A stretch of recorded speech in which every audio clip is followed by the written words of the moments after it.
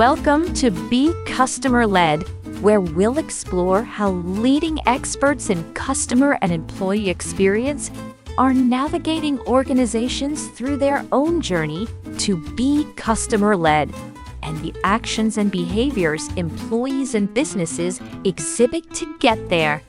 And now your host, Marbu Brown.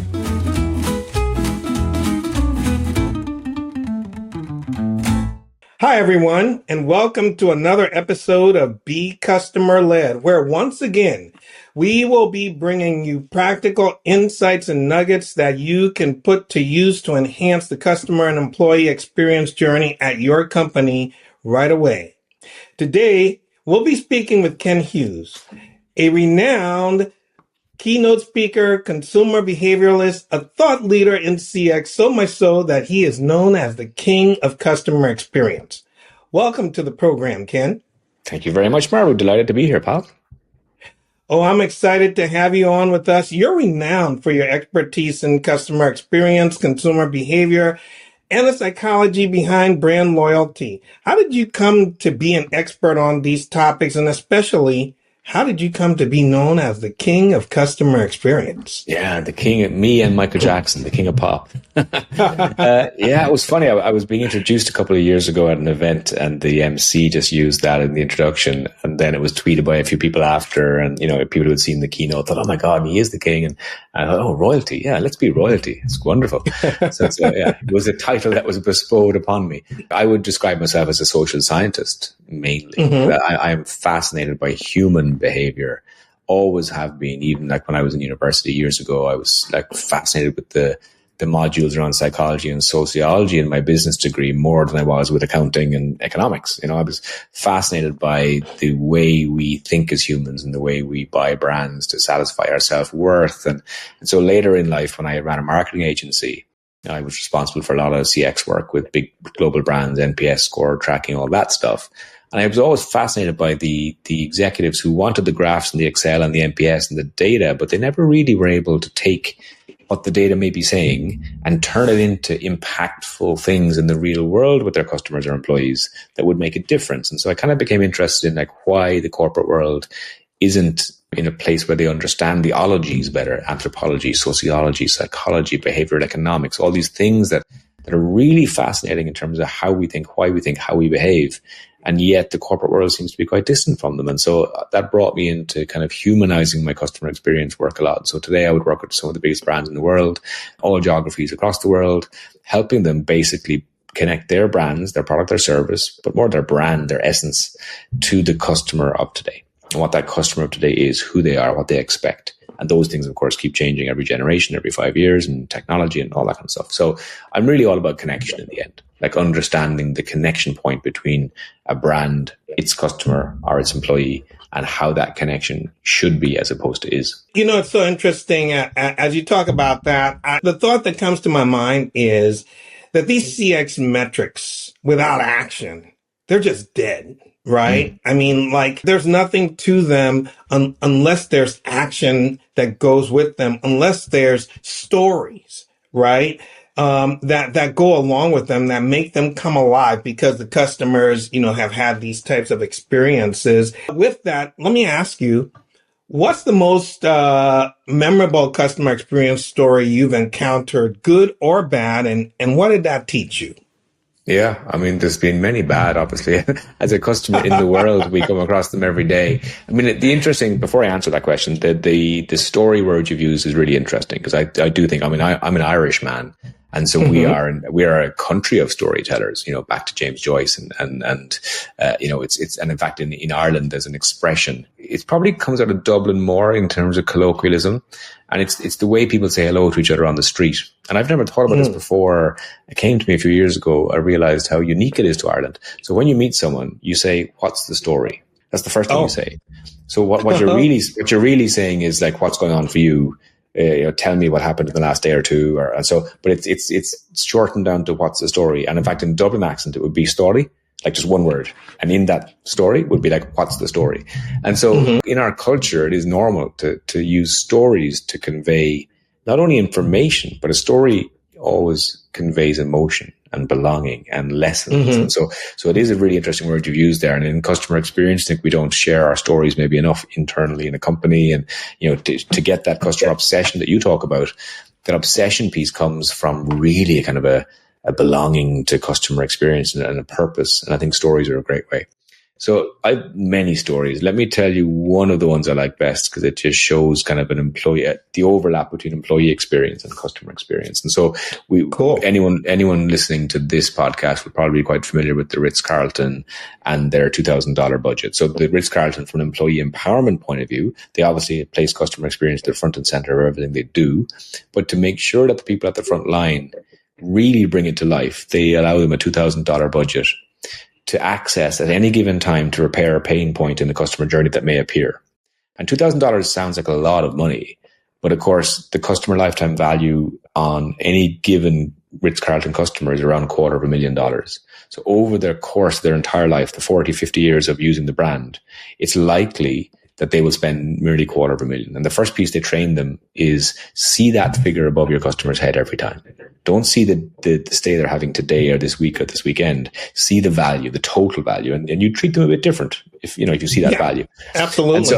And so $2,000 to repair something happening on that given day as an investment for $250,000 return. Yeah, seems that's 1% investment. It seems fine. What they teach them is if something comes up for a guest, you don't need to go and find your manager and say, like, how will I fix this? Will I give them this? Will I give them that? You have the autonomy, the empowerment to make that decision yourself, no matter who you are. And that's really empowering. So the first thing is like how we empower our employees to make a difference in customer obsession and customer experience is give them the permission to do it from their heart, not to get somewhere else. And so there's this wonderful story of this housekeeper. And so there's a guy checking out at the hotel really early. He checks out around 6 a.m. He's got an early flight to Hawaii for a business meeting that is going to, really important meeting. He's doing a presentation later that day. And so on the plane, on the way, he opens his laptop bag to do a bit of final work on the deck and discovers his laptop isn't in his laptop bag. And he has that moment of, oh no. And he realizes, have I left it in the hotel? And so he lands in Hawaii a few hours later, calls the front desk immediately, who dispatch housekeeping to his room. Now, his room hasn't even been turned yet. It's early.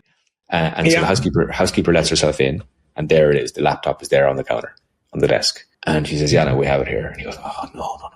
And usually what would happen there is that the laptop would be given by housekeeping to guest services. Guest services would take it and they would ship it to him over the next couple of days. And, the process would all take place. But that doesn't help the guy today, does it? The guy today has this presentation in a few hours.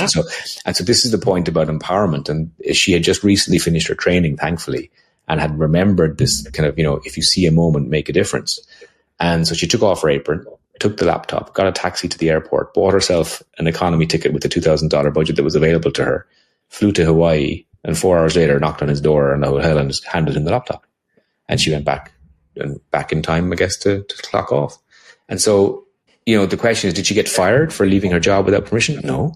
She got celebrated in the entire organization for doing the exact thing that they train. You see a problem, you make a difference. And that client may go on to book hundreds of business conferences over the next few years at the Ritz, or who knows. But the point is, if you see an opportunity to put the customer at the focus of everything, you take it. And it mightn't be the process, it mightn't be the way we do things usually, but it's in the moment of exception where you become very intimate with a customer and you invite them into the brand and the brand gets to step into their lives. And so these are the magical moments. And in storytelling, they also become the stories. And that story gets told within the Ritz-Carlton all the time now in training. And it becomes an empowerment story. It becomes a good case study story for saying, this is who we are. And we're not encouraging you all to get flights to Hawaii every week, but it just puts the customer at the center and the employee at the center at the same time. Well, look, that customer's lifetime value now is no longer $250,000, right? It's a lot more. And I'm just going to piggyback on that for a little bit because are you familiar with Zappos? Yes, shoes, yeah. Okay, so I tell you a Zappos story that's similar. And it's interesting because only companies that have this kind of philosophy, that I would call customer obsession, where they're going to the whole next level, will even give their employees the autonomy to do something like this, right? So a newlywed couple is moving houses, all right? This lady asks her husband to pack her jewelry. He takes her jewelry, packs it in a box that she was returning stuff to Zappos in. All right. So they arrive at their new home. They start looking for her jewelry and then realize what has happened with her jewelry, right? Yeah. So they get a hold of Zappos. The rep who takes the call has that box rerouted to his desk, and wanting to be 100% sure there's no mistakes with this, buys a ticket and hand delivers that box to that couple, right? Now, here's two stories, and the interesting thing about these companies is, these stories are going to be told over and over and over. They have more power than many commercials that anybody would ever pay for, right? But yes, those employees only did those things because they knew that their companies would be standing right behind them, yes, to be able to do that. And most other people would think that's just insane. Yeah. Right? I mean, it's funny because the doing what's right versus doing what makes money often do clash.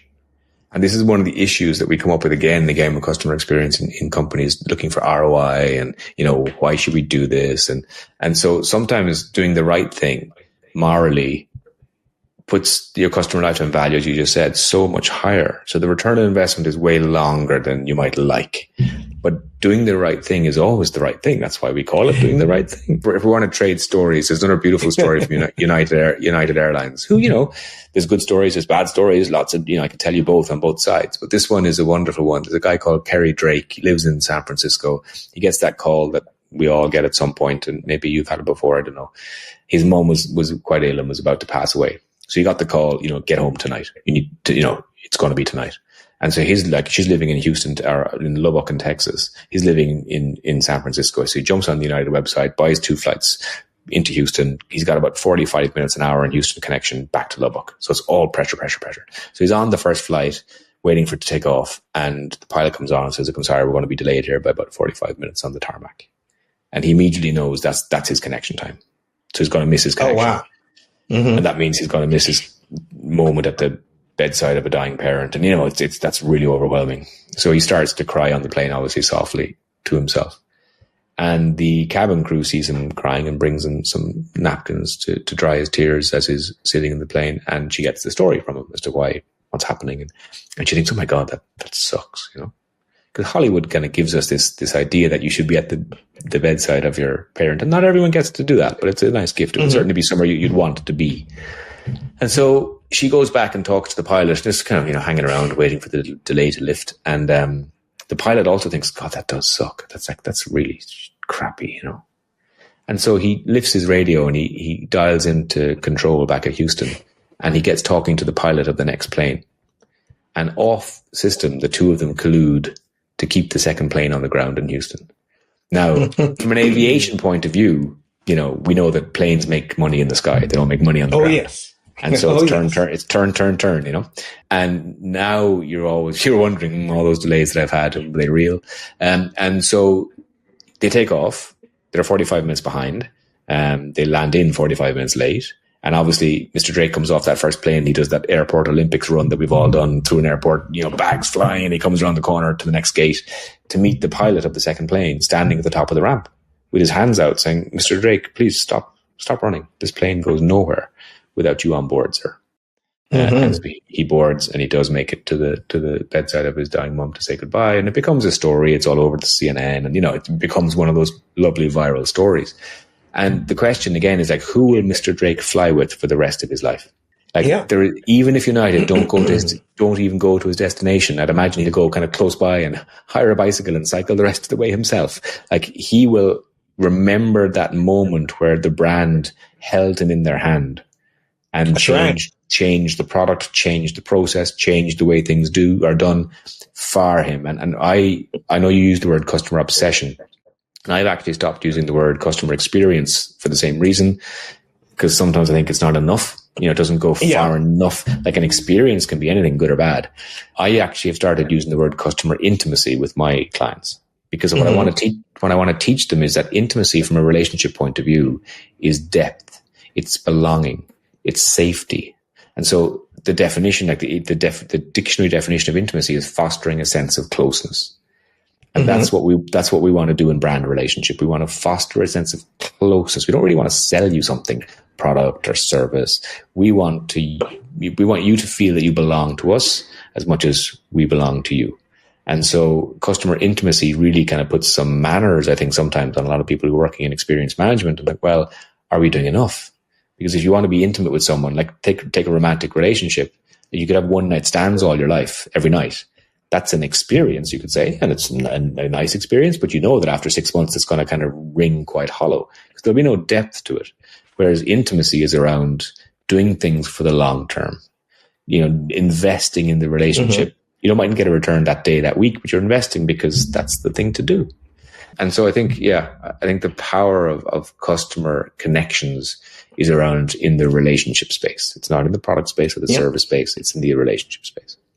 Absolutely. One of the ways I like to sum this up is to say that if it's good for the customer, it's good for business because it always pans out in the end, right? Yeah. If you bet on the customer. Now, you talk about the blue dot customer often, and I think some of what we've been talking about kind of give some explanation to that. But why don't you tell us a little bit about the blue dot customer? Yeah, sure. It was a metaphor I came up with about 10 years ago now, I think. But it's like all metaphors, sometimes the really simple ones work, really, really simple. So we used to use these. These are maps, right? Road maps. Let's face it, many a divorce happened because of these. And so this is a map of France, right? So if you had to use this old school, you had to know where you are. Like you had to know exactly where your town or hotel was. And then you had to know where you were going. You had to know the location exactly where it was. Not just the idea of it, but you had to know the geographical location. And then when you had your point A and point B, you could navigate. But again, there was hundreds of different navigation routes between A and B. So you had to choose the one best for you. And so you did all the work. You grew up knowing that the world was a big, big place. And you were kind of a small part of it, like some kind of insignificant truth, an end point of a customer journey. Whereas today, there you are. There you right go. In the middle. There you are. You're in the center of the screen. You are the blue dot. And this idea was very interesting because the old business models made the customer do the work and they were an inconvenient truth. The new business model places the customer at the center. Everything revolves around them. They take a step left. We expect your brand, your business to take a step left with me. They're always updated. They're always instant. It's always contextual. It's always relevant. Like if you were on a street and you're hungry and you decide, I'd like some Korean food, you type in Korean restaurants and Google Maps will show you a Korean restaurant within half a kilometer of where you are. It won't show you a Korean restaurant in Massachusetts or in Philadelphia. It's relevant to where you are, where your journey is today. And then from a personalization point of view, you follow your own blue dot through the world. You don't follow other people's blue dots because they're irrelevant to you. Their journeys are irrelevant to you. As a metaphor, it's all around, are we building out from the customer? Are we relevant to them? Are we contextual to them? Are we instant? And all that kind of reframes what products and brands should be. And even from a disruption point of view and a direct-to-consumer point of view, like why would you go to a GP or a doctor when they can come to you on virtual? Why would you go to a restaurant when DoorDash can deliver to you? So all this idea, why am I doing all the work? So some of the most successful disruptive brands in the last 10 years have built out from the blue dot philosophy from the beginning. Uber, Lyft, they're all great examples. Instead of you having to go and find a cab, how about this as an example? You stay where you are and we'll come to you. Like genius when you think about it. And so what I challenge today, like every business and brand, no matter who you are, like healthcare is a great example. In healthcare, you land into a hospital, the plastic bracelet goes on and you become invisible really. And you give your physical body literally up to the process. And the process kicks in, the clinical, the consultations, the diagnostics. And you go along like an assembly line nearly and you pop out the other end, hopefully healthy. Whereas a blue dot model is, well, hang on, you make it personal. You make it about the patient.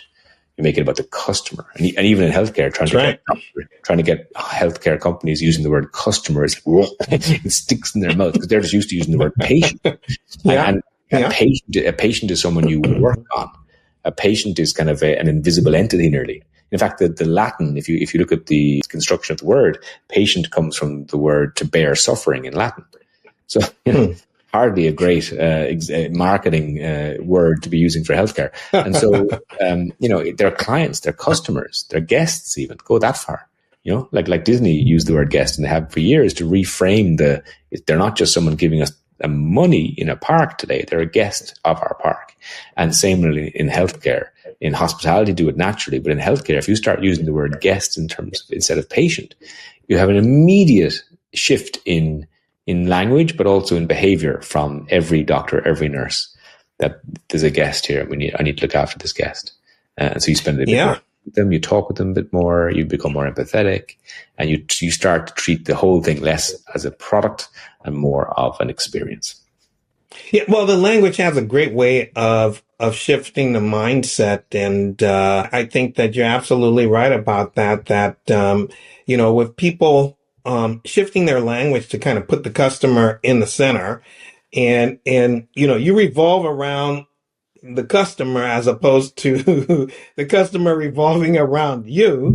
It makes a huge difference. So I was going to ask you, what are the essential pillars of a great customer experience? But let's talk about the essential pillars of customer intimacy and how brands can embed that into their culture. Yeah, I think emotional intelligence to me is actually one of the cores. What's really interesting in recruitment at the moment in customer experience, people often say, who makes the best kind of person to work in the customer experience field? It's a really interesting question because traditionally we've often used IQ and intelligence as a way of recruiting people into experience management because we want the data nerds. We want the Excel, the NPS, the graphs, the charts. And those rational people with logical brains are great at that. But they're not so great then past the data of making it actually into behavioral, empathetic, emotional interactions with customers or employees. We need a whole second set of people who have very highly emotionally intelligent brains to think about the creativity and how we can better connect with people. And in the race for technology at the moment, because the AI stuff is so amazing and we can do so much with it, there is a danger that we overinvest in the tech part and that we underinvest then in the human emotional part. Because tech is going to be able to output amazing stuff and it's going to be able to deliver an hyper-personalization, but you still need a human along the way to have an idea of saying, okay, look, we've got this data set here and we've got this tech stack here. What if we borrow this bit of data and put this tech and then output something that makes the customer feel? Let me tell you a really good example of this, because I often get asked, how AI is changing customer experience and what the future is like. And sometimes, again, simple story, but this is creative genius. So there's a company called Octopus Energy in the UK. Actually, I think they have a presence in the US now as well. They're a sustainable energy company, right? They sell gas, they sell electricity, real commodity products. So everyone's energy, everyone's product is the same. So how do you differentiate yourself? Well, you go after something, and they went after customer experience. Let's be the most customer facing utility company ever. Let's be really amazing. And so that was their gig. Now, during COVID, they had the same issue that everyone else had during the pandemic. Their staff had to all work from home for the first time from a call center point of view. And that's difficult. So they had to have some teething problems. And then you've got a huge inbound call volume because people can't pay their bills. And they get, so you've got two problems there. You've got a higher inbound call than expected and less staff than you expected. So you're going to have longer waiting times on the phone. And because they're customer experience focused, they never accepted kind of longer than a 2 or 3 minute wait. Now, we've all been on calls with our insurance companies, our banks, and you're there for 10, 15 minutes. You know the feeling, kill me now, as they play this awful music at you, or they play the latest campaign music they're using, or they try and upsell you something and it's on a loop. And, as a customer, it's a really horrible experience. They thought, well, how can we make this experience better? We can't shorten the wait time because we've got these high volume calls and we've got staffing issues, but maybe we can change the nature of the experience as people wait. And so one of the executives had recently read an article about nostalgia, and just, by chance. And apparently the most powerful music you will ever hear from a nostalgia point of view is the summer hit when you were aged 14. So when you were a teenager, aged 14, that long hot summer, you're full of hormones, you're, smoking behind the bike shed, you're cheating curfew, all that exciting, long, adventurous summer. The soundtrack to that summer, and you'll Google it, and all your listeners will Google this after this episode. Because trust me, play the hits from that summer, and the hairs on your neck and your arm will stand up in a good way. Because you're back there at that long hot summer. So it's really powerful. And so what Octopus Energy did is something so simple from an AI point of view. They built a very if-then scenario in the background.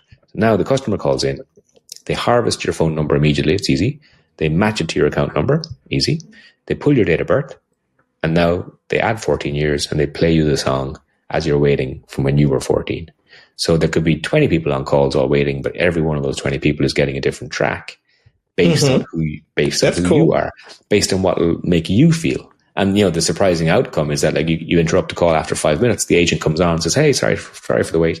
And loads of them got, oh, hey, I was listening to that. They were so involved in the music, singing along, that they didn't even want to talk to the agent. So for me, that's a really good example of using AI to make somebody feel something. So you're making the customer feel special. You're making them feel like, oh, wow.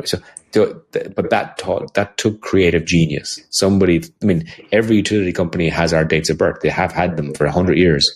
No one ever thought of the idea of taking a date of birth and connecting it to a moment and a music that would make you feel.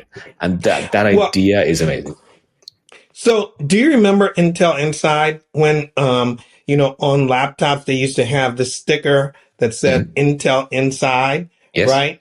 Well, when I think of AI and like that example that you just give, I think what we need to have is a human inside kind of a sticker, right? So that when people put together, AI related solutions that are going to be used for customer experience, that human empathy and all of those things are built inside, right? So that what you get on the other end is not something that's just functionally good, but it's got a human touch inside that makes the difference. And that illustration you gave just now was so great about the human inside impact, right?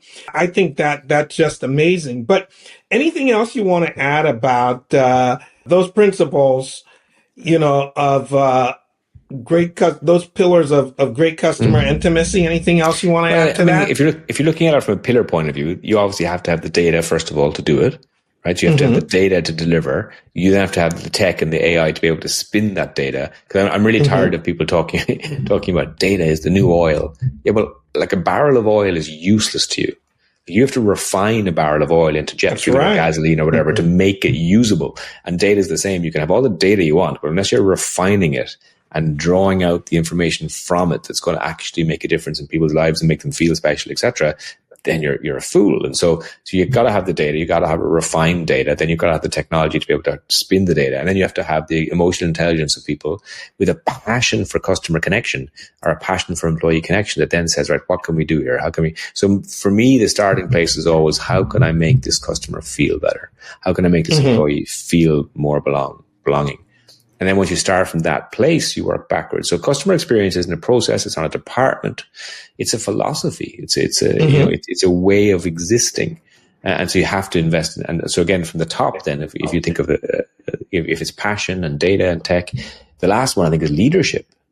Like the leadership inside the organization has to fully believe in customer experience, and they have to make that known to every single person in the organization. And that's the way. I mean, there's a CEO. I won't mention his name, but there's a CEO from one of the biggest hospital groups in the US.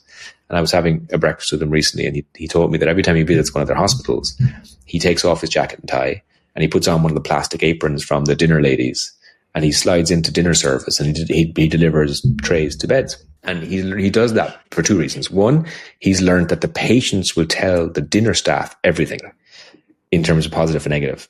Like a bit like talking to your hairdresser or your barber, you tell them everything. Whereas the nurses and doctors actually sometimes get a more reserved feedback because they're the ones delivering the product. So the customer doesn't want to say anything bad to them because, whereas they share everything with the dinner staff. And so the CEO, this is his way of getting really in touch with what's happening on the factory floor every day. And the second reason he does it, he says, is because the employees in healthcare, they're all under pressure and they're running around. But when they see the CEO take his jacket and tie off, put on an apron and spend, an hour of his busy day interacting with patients, it's the greatest lesson they'll get that week. in terms of no matter who you are in this organization, you take time for the patients, and no matter who you are, you're not good enough to do every part of the job. And so it's a way of him saying to the organization, experience matters, spend time with our clients and customers, and do whatever it takes. Even if it's not your role, do what it takes. And so it comes from the very top, and every one of his staff live that philosophy too. And I've lots of different examples of leaders who do that. And that's the secret to making, again, an employee end up in an empowered place where they believe in the passion and the delivery.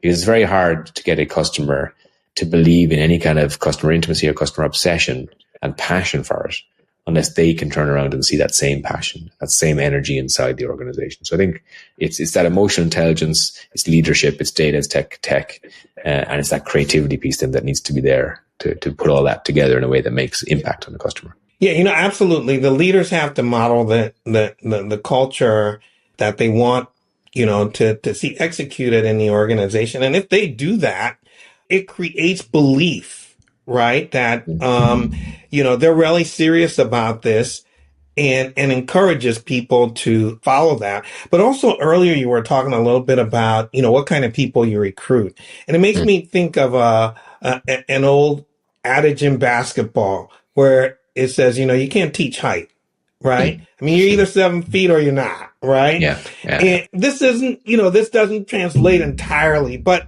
the bottom line is that there are some people who have more of a propensity towards empathy and all of those kinds of things. And, there are companies out there who, when they recruit, they focus on that and they say, hey, listen, these folks have a better chance of, giving our customers a great experience.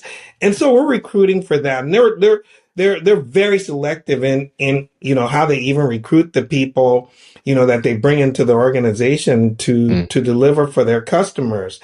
Even as we talk about culture, companies sometimes want to shift their culture from being, product centered or process centered to being customer centered. How do you advise them to make that shift? Because sometimes that's very difficult. Yeah, it's a long-term investment. And again, I think the answer goes back to the top. You can do all the training courses you want, and you can have all the PowerPoint slides, and you can write it on the meeting room wall, but it all just stays there as ideas. They have to see action. They have to see the leaders believing in it. They have to see that. And again, back to the stories, like those stories, when they happen, if they're not permeated through the organization, it's such a shame, because so many of my clients will say, oh my God, that was an amazing keynote. And you've got, let's say, 400 or 500 of the top C-level executives, the whole company in the room. They're all inspired now. But then they go back to, and it's the 4,000 frontline workers or the 10,000 frontline workers that you need to inspire. So how do we do that? So I've done that for clients over the years by doing videos, and maybe, they get one every Monday of every week for 5 or 6 weeks. It's like a program of inspiration. And what you'll find in doing that is that often you will start getting texts and DMs from the frontline workers thinking, I saw last week's video and I've done this and I've done this, and they want to be featured in the next video. And so over time, then those stories that are told every week, they become the currency that people start to use. Think, well, look, everyone else is doing this, I need to step up my game. And so you start to get that shift. So it's really around sharing the stories internally in your organization as to when things, and they're happening all the time. The beautiful moments are happening, and often they're not captured. And once they're captured, they need to be shared. And then people have this collective passion about it. Again, one story I love from Virgin Atlantic, and again, Richard Branson is a good example, because again, he would be very much that, you look after the employee first, the employee looks after the customer, and then the profit follows. We all know the profit. We don't focus on the profit first. We focus on building an amazing team around a good product, and then amazing customer experience, and then we know the profit will follow. And so there's this family, this UK family, emigrating to the US. They've arrived at Gatwick to board their plane. They're checking in, and the lady who's checking them in starts laughing, because behind the two parents, the little boy is holding his goldfish in a plastic bag, like a fairground bag. And she thinks, well, there's more than 100 mils of liquid in that bag, and fish don't get to board planes to go to America, quarantine problems, blah, blah, blah, blah. And so she said, look, you can't bring the fish on board. And of course, the little 8-year-old boy starts roaring, crying, because he's emigrating, he's leaving his friends, his family, his school, his hobbies, all of that. He starts roaring, crying in the airport. And quick as a flash, the lady says, oh, no, honey, you don't understand. What I mean is that you can't bring him on board. You got to give him to me, sweetie. And he's got to travel with all the other VIP goldfish that are traveling to Atlanta today. There's a special section. There's a special section on the plane, special tank, all just for the goldfish. He's going to travel with all the other goldfish. And so the little boy wipes his tears away and hands his fish proudly over to go to the VIP goldfish section. So she prints out the boarding cards, gives them to the parents, who wink at her and think, thank you so much. And, usher the kid through security. And they think, okay, look, he won't remember 10 hours later when we land. And, isn't that Virgin lady great? She dissolved the pain point. And they think that's where the story ends. And maybe it would in a kind of a customer experience, but not in a customer obsessed, customer intimacy organization. Exactly. So she went one step further. She took out her phone. She took a few pictures of the fish. She sent those pictures via WhatsApp to her colleague working in Atlanta, who left her workstation, drove to the local pet shop, bought an identical looking goldfish from the pictures. And 10 hours later, when that little boy's plane touched down, she was standing at the top of the ramp holding his bag, to which he took his fish to America. Now, it's a wonderful story that it does several things, right? It touches back on our employee empowerment that we talked about in the Ritz, that, that idea that neither of those women had to call Sir Richard Branson and say, do you mind if I take an hour off to buy a fish? Because they work inside an organization that says, if you see a moment that you can surprise and delight a customer, go beyond their expectations, dissolve a pain point, just take it. And then secondly, like the story imbues all the brand values around Virgin. So when that story is told by the family to their friends, to the internet, here am I telling it on your podcast, every time the story gets told, it's a little bit like Frankenstein lying on the table. All the bits can be stitched together, product, service, but the jolt of electricity that brings something to life, that's the story for me. Those stories bring the brands to life. And so, again, it's a great example of people working inside an organization with good leadership that says, you see the moment, take the moment, make the difference. And that's the difference between experience and obsession, or experience and intimacy. Because again, those things, those intimate moments, they can be playful, like that example. They can be intimate, like the one in United Airlines, getting home to his mom. And so any intimacy contains some element of care and depth. And the customer, Brené Brown, who's a relationship guru, has a wonderful quote that says, the definition of connection is the energy that exists between people when they feel seen, heard, and valued. And that's true in friendships, in romantic relationships, but also in brand customer relationships. Does the customer feel seen? Do they feel genuinely heard? And do they feel valued? When you touch on all those three things, you develop connection. And like, if you look at the word loyalty schemes, which I think are the most misnamed things ever. Like, so brands have these loyalty programs, and really what they're doing is either harvesting your data and using it to sell you more stuff, which is really, morally questionable. But secondly, if that was dating, and buy 9 cups of coffee, get a 10th coffee free, the most basic loyalty program you can have, they frame that as kind of we're giving something back to you, but they're not. That's entrapment. Like, if that was dating, it would be like, does this hanky smell like chloroform to you? Like, you're trying to hold the customer instead of letting them want to belong and wanting to be in the relationship. You're kind of handcuffing them to your bed and saying, you must stay with us to get your coffee. And so loyalty programs aren't really loyalty programs. They're transactional programs that might have some kind of return for you. But loyalty, what is loyalty? Loyalty is what you have to your husband, to your wife, to your friends. It's an emotional concept. It's something you feel. And so if you're loyal to a brand, you would feel bad about buying any other brand nearly. That's the amount of loyalty we're looking for. Like, if you talk to Harley Davidson riders, Harley Davidson has this wonderful expression. They say that every weekend there's hundreds of thousands of sales reps on the road for Harley Davidson. That's right. Every single person driving a Harley is a sales rep for the brand. They ink the logo on their skin. And so these are people that live and breathe the brand. Lego have the same, Apple have the same, Red Bull have the same. Red Bull's a great example. Again, people tattoo that bull across their neck, these exporters, X Games guys. And so, they don't love the drink. They love the lifestyle, what the brand stands for, and the community.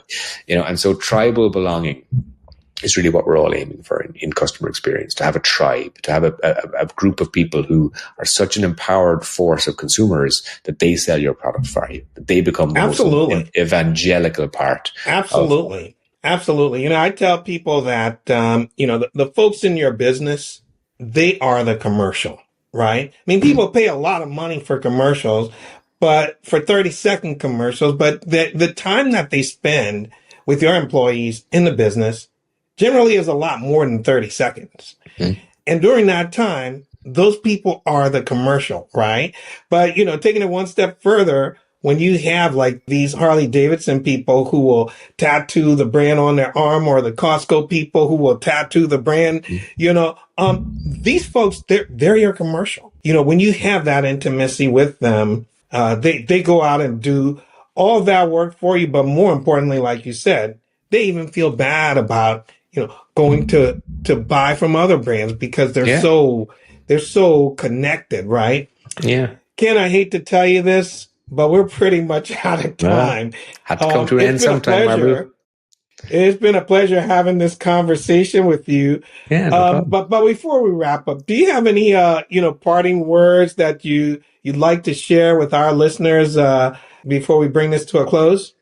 I think, for me, connection is everything. So I have a book coming out in a couple of months on Taylor Swift called Taylor Making, a New Era of Modern Brand Marketing and Customer Connection. And I've used her as a case study for many years, but looking at her success, like over 20 years, she invested in customer connection. She invested in the customer experience, in the conversational economy on social media before we even knew what social media marketing was. She was on there talking to her fans. And so when you look at her success, biggest grossing concert of all time, biggest grossing concert movie of all time, her albums are the most streamed albums of all time, like records everywhere. Why?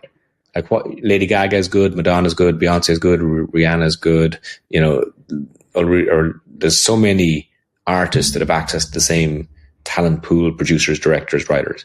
Why did Taylor Swift rise to the peak that she's at? It's because she invested in customer connection for 20 years. And so I think what I did in that book was I stripped out the 10 key values: intimacy, authenticity, vulnerability, collaboration. And so each chapter has a value that says, if you invest in this is how connection is formed. And if you do that consistently over time, you get the kind of longevity return, because very few people in the pop world are as popular 20 years later than they were when they were. And her arc is continuously even getting bigger. At her concerts, there's two generations now. There's mom and daughter already. And so very few people make that at the level. And so it's a good ROI case for if you invest in values of authenticity and vulnerability and connection continuously, you get your Swiftie army. You get your tribal army behind you. And that's the secret that any brand wants. Any brand wants global domination, a huge global brand fandom that will then carry the brand forward forever. So it is doable. It's doable with scale. And when that book's out in a couple of months, everyone else can learn the secrets too. Buy the book. That's the parting. That's the parting that's book. Buy very the book. Nice. It sounds like it's going to be a really interesting book to read, and I'll be on the lookout for it. So, Ken, how can people get in touch with you to continue this conversation? Yeah, kenhughes.com will find me. So it's all there's stuff on my website, lots of keynotes, and lots of information. And I have a newsletter that goes out to maybe 40 or 50,000 people every month. So join the blog and sign up to the newsletter. So if you want to be inspired around customer experience, once a month I drop you a piece of stuff. And yeah, it's all on the website. So go to kenhughes.com and have a browse. Cool. Well, hey, listen, it's been a real pleasure having this conversation with you. I've enjoyed it, tremendously. And I know that our listeners those who have listened, they've enjoyed this too. Also pick up some great things that they can use right away, which is what we always promise people, that they're going to get nuggets that they can take and put to work right away. So, once again, I thank you for joining me for this conversation. And to all you listeners out there, tune in again next time for our next episode. Thank you very much for listening. Thanks for listening to Be Customer-Led with Marbu Brown. We are grateful to our audience for the gift of their time. Be sure to visit us at becustomerled.com for more episodes. Leave us feedback on how we're doing, or tell us what you want to hear more about. Until next time, we're out.